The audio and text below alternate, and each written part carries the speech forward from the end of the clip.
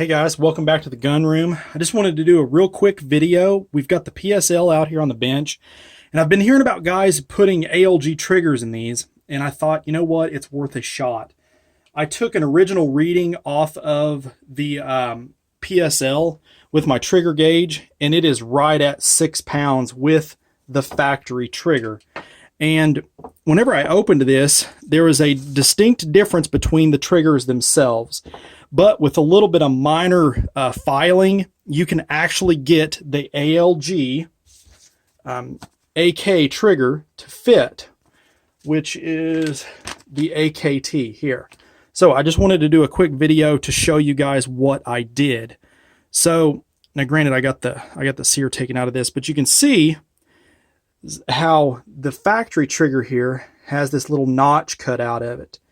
This is to clear the inside of the receiver. Now, the ALG trigger, however, does not have this notch. So that's what I did. I took a file and ground this down to where it matched the same contour as the factory trigger here. And in doing so, it literally drops right in. You don't have to do anything. Let me get this mocked back up into the receiver here, and I'll show you guys the pull weight on it as it is. So as you can see here, I've got it mocked up. Let me get my flashlight here so you guys can see.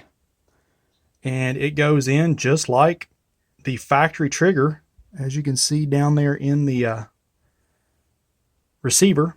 And that notch there on the front is clearing that notch that portion that is not cut out back in this area here.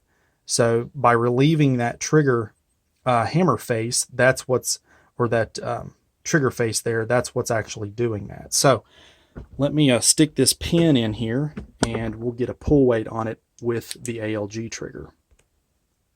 Now when reassembling this, if you take and put a little bit of grease on this little spring on the sear there on the end, it will hold it in place until you can get it actually in place to put the trigger pin back in. So it definitely helps a lot with that. All right, so we've got the trigger installed and we've got our retention pin put back in.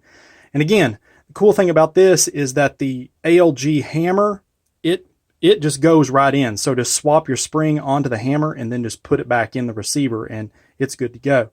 Let's take a pull weight on it now, and I have to say, guys, it's a lot different.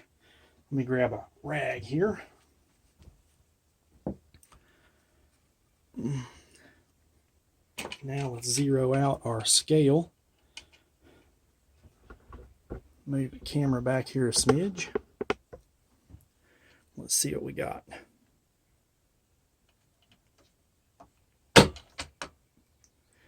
So we've brought it down to about 3 pounds. That's significantly different. Let's try one more here. There's 2.5 pounds. Wow.